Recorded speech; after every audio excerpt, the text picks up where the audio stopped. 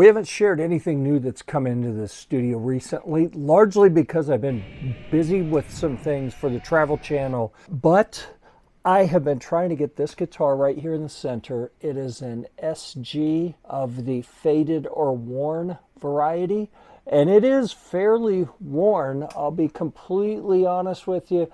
I don't know how much of this is natural play wear and how much is someone doing a light kind of natural relic job on it. But I have been trying to buy this for probably a little over 3 months, maybe even 4 months since I saw it advertised for sale locally. I reached out to the seller and made an offer, and he didn't love the offer. We went back and forth, came to an agreement on a price, and then I didn't hear anything from him for 3 months. So I got a note yesterday from Facebook Marketplace saying that the price on this had been lowered to what my initial offer was, actually. So I sent a note and said, hey, can I come get it today? And he said, yeah, sure, come get it. And I got there and he said, I'm so sorry. I was deployed, I was away. I was someplace where I didn't have access to the internet or a phone or anything for months, and I felt terrible that I knew I was kind of stringing you along on this, but that's what happened. So this is the worn SG. This is my SG Standard here. Both of these are Gibsons, and the big difference, yes, this has a Bigsby installed, and this is a genuine Bigsby, whereas my Gibson Les Paul Tribute here has an aftermarket Bigsby with some sort of little medallion.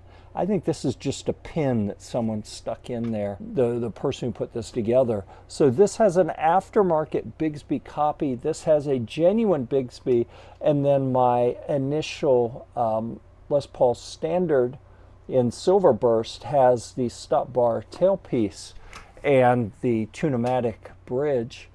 So here we go. And that has aftermarket pickups. Those are, what are they? Burstbuckers? Or I actually don't remember for certain.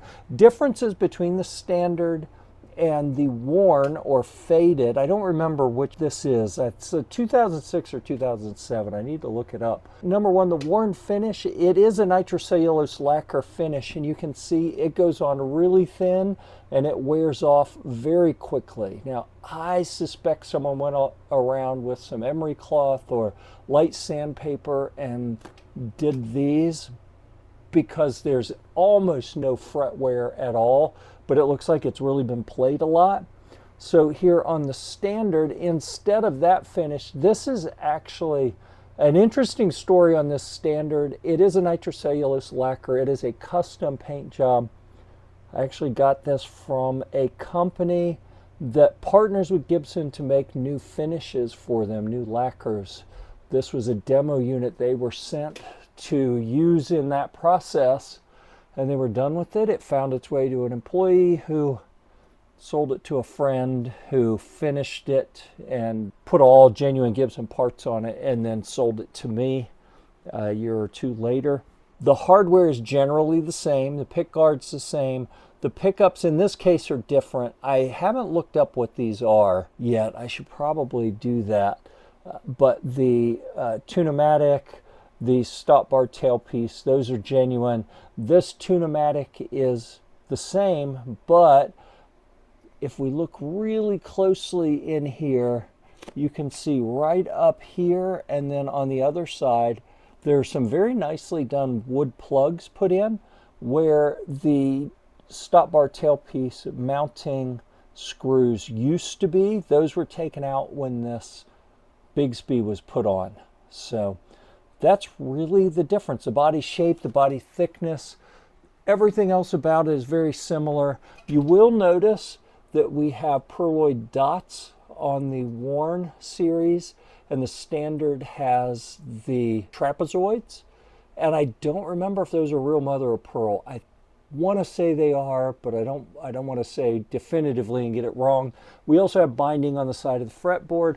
We get up here, one of the oddities about this one, because of how it got to me, going through the finish manufacturer. It never had a truss rod cover installed, but you can see it has the brass acorn in there. And we have the flower pot up here in pearloid, whatever that inlay is.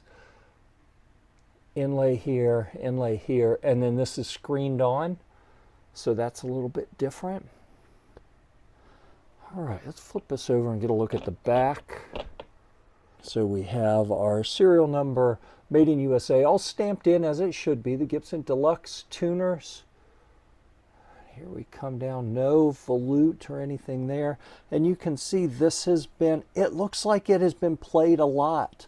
I think someone actually sanded that down because, again, there's no fret wear. It has barely been played, but it looks like it's been played quite a bit. And again, that very thin nitrocellulose lacquer on the back that wears off very quickly and gives it a really cool patina. Not unlike the Tribute series. This has got a very similar, very thin nitrocellulose lacquer. This one has just barely been played, so it still looks pretty new. So anyhow, that's what's new in the studio. I think I actually owe you guys a video on this Les Paul Tribute. Trying to think of everything that's up here. There are probably a couple things up here that I could do more videos on.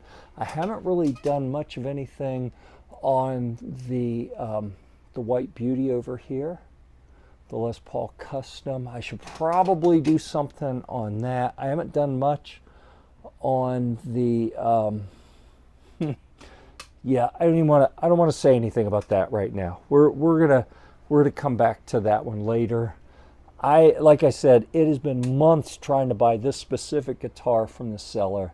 I am thrilled to finally have it. If I got anything wrong, if you know any details that I wasn't able to fill in, if you have any questions, anything like that, please let us know in the comments. And keep an eye out. I'm gonna shoot a video for this here shortly. Please subscribe and check out our Guitar Deals group on Facebook. The link's in the bio.